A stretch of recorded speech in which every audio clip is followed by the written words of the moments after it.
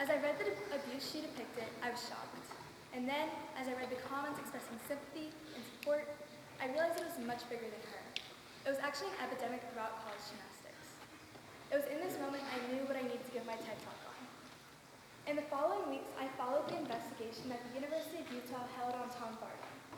It was easy to see that the university did not care about the safety of the athletes and simply wanted to maintain a positive PR image, as Coach Barton was a championship-winning coach for the Utes. And because the NCAA didn't step in then, there are still abusers in gymnastics. And if nothing is done, more will continue to get away with their actions. So while the NCAA is trying to take steps in the right direction, their preventative measures are ultimately unsuccessful because they conduct poor investigations, maintain a focus on athlete weight, and have poor hiring practices. Abuse in gymnastics first made headlines in 2016 when it came out that USA Gymnastics team doctor, Larry Nassar, had been sexually abusing gymnasts for years with the help of the owners and coaches of USAG. Following this, college gymnastics was seen as a safe place for healing those who had been broken by the elite program. But behind the shiny exterior of tens and team celebrations, a similar reality of abuse was present. In the words of Cadence Gormley, a gymnast at the University of Kentucky, if they aren't contributing well to the team score, then they're nothing in the eyes of some college coaches. This is the exact expectation that can lead to abuse, with athletes feeling powerless to speak up and stop it. The first reason that the NCAA isn't fully protecting its athletes is because they conduct poor investigations. As I mentioned earlier, Kara Eaker was a gymnast at the University of Utah. In October, she announced her retirement from the sport, placing blame on the abuse she experienced from the head coach, Tom Barton. She told USA Today that she was promised a family and a sisterhood within the University of Utah program, but immediately felt the opposite. Under Coach Barton, the Utes had advanced to the national championship every single year, and due to this unprecedented level of success, the university found it easy to overlook the gravity of the allegations. Eaker told USA Today that he had thrown objects at gymnasts, including a cell phone and a stopwatch, and once told gymnasts that they would be a nobody, working at a gas station in their hometown if it weren't for his recruiting abilities. Coach Barton was never punished by the university, but quickly retired by his own free will because of the backlash that the decision was receiving. Eaker later posted a second statement, sharing her dissatisfaction with the investigation. One issue she had is that the university didn't look into any abuse that could not be corroborated by a secondary source. But Eaker told USA Today that a large majority of the abuse happened in one-on-one meetings where the coach had all the power. This means that a large portion of the abuse did not affect the final outcome.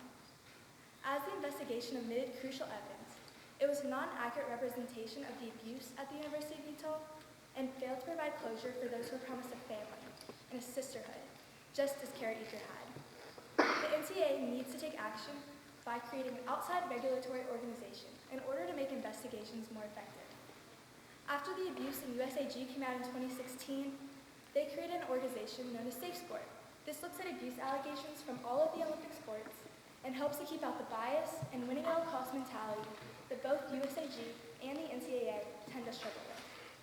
If the NCAA were to implement a similar policy, it could have limited the years that Coach Barton was in a head coaching position and limited the number of athletes that had to withstand his abusive coaching style. But abuse in gymnastics isn't simply about intimidation, threats, and poor investigations. It's also heavily rooted in body shaming and weight loss. Up to 65% of gymnasts struggle with disordered eating, says Christina Anderson, a gymnastics nutritionist. And the NCAA even promotes weight-centric thinking by providing schools with bod pods, which examine athletes' weight and body composition and gives this information directly to coaches. While some coaches may use this information correctly, many do not. Across the NCAA, coaches are continuously called out for body shaming and provoking eating disorders, such as former LSU head coach Dee Brown, who once praised a gymnast for her weight loss as she was struggling with an eating disorder and later kicked her off the team once eating disorder treatment prevented her from training. Decorated coach Valerie Condos Field once told a gymnast that she was too fat to compete and revoked her scholarship after it was too late to transfer. At Penn State, Coach Jeff Thompson was called out for body shaming and forcing gymnasts to compete with injuries.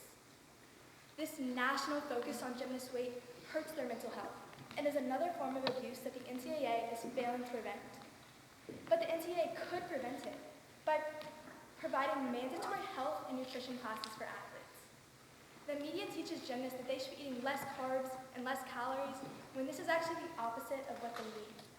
If gymnasts knew that the media and their coaches were feeding them false nutritional information, they could have the knowledge to prevent some of the body shaming and emotional abuse in the NCAA. The final cause of abuse in the NCAA is due to poor hiring practices. Clemson University announced that they would be hiring former UNC and Utah State coach Amy Smith for their inaugural season. She has been accused of abuse multiple times throughout her career, but despite this knowledge, Clemson still hired her for their inaugural season. She began her career in 2014 at UNC. Once she left the university, one gymnast spoke out and said that she was forced to sign a contract. It stated that if she did not lose weight every single week, her scholarship would be revoked. Following this, bulimia became like a team activity, she told the Washington Post. Her actions didn't stop once she left UNC. After her first season coaching at Utah State, almost half the team went to the transfer portal, and multiple went to the school with complaints. One gymnast said that she stepped out of practice to take her inhaler. When she returned, she was ridiculed by Amy Smith, who said she wasn't dialed in or there for her team. So even after multiple people went to the school with complaints, Utah State never completed an investigation. Despite all of this knowledge of abuse, Clemson still hired her for their inaugural season, and the ACC continues to promote her by awarding her ACC Coach of the Year less than a month ago. The NCAA needs to take action by creating a ban list for coaches who have proven to be abusive. USAG also created a ban list, which they say is a list of the coaches who are not allowed to have contact with any athletes due to their abusive tendencies. If the NCAA were to implement a similar list, it could protect athletes for years to come from coaches who move programs faster than the abuse allegations can catch up. This worked for USAG when they banned Maggie Haney from the sport in 2020. She was the coach of 2016 Olympic gold medalist Lori Hernandez, and when she was banned from the sport, a lot of her actions came into public light. At one point, she forced a gymnast to do a skill she was openly against doing. When she tried, she hit her head on the bar and sustained 2 skull fractures. As the gymnast laid on the ground, seizing, Haney laughed and mocked her. While stories like this are difficult to hear, it is reassuring to know that she is banned from the sport for 4 more years. So while Maggie Haney and Amy Smith are both abusive in nature, only one is banned from the sport. The other remains the head coach of a Division I program and has faced no repercussions for their actions. The NCAA needs to take action to prevent situations like this from happening to gymnasts in the future. Some people may say that there are bigger issues in sports to solve, but currently there are 4.76 million gymnasts in the U.S. alone, each one of which should feel safe and encouraged to continue their sport in college. The NCAA can make this a reality by providing better investigations, losing the focus on athlete weight, and encouraging cleaner hiring practices for the safety of all 4.76 million of these children. So, as the NCAA National Championships occur tonight, I encourage you to cheer for the University of Utah, even though my bracket has them losing. Because despite coaching changes and abuse throughout the season, they still managed to put up an impressive year.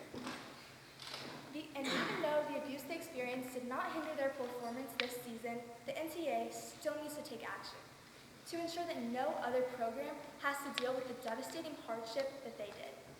Because celebrating a perfect 10 may be exciting, but it can't be fully celebrated with the knowledge that the gymnast is being abused by the coach they're supposed to trust the most.